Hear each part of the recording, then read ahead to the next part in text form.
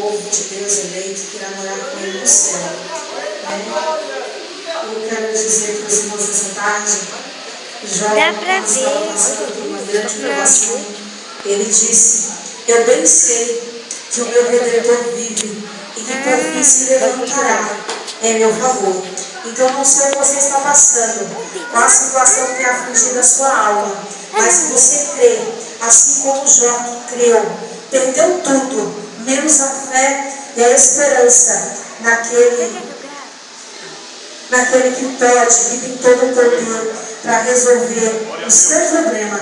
Ele está aqui nessa noite e te convida para que você venha deixar ele entrar no teu coração, fazer morada e transformar a sua vida, porque ele não mudou, ele continua o mesmo. O que ele fez na vida de Jó, ele pode e vai fazer na minha e na tua vida nessa tarde, se você acreditar em nome de Jesus. Amém?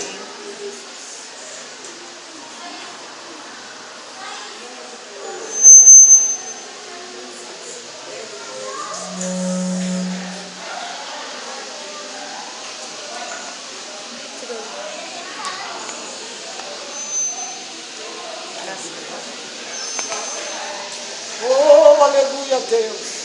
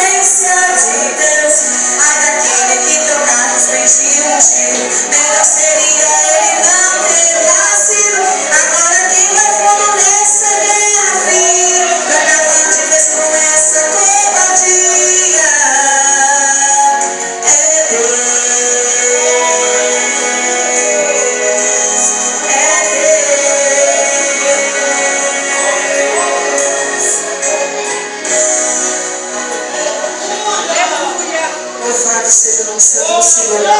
Entenda nessa tarde que por mais difícil que esteja a sua situação, não desista, porque o Senhor não desiste de você. Amém? Assim eu agradeço a oportunidade em nome de Jesus.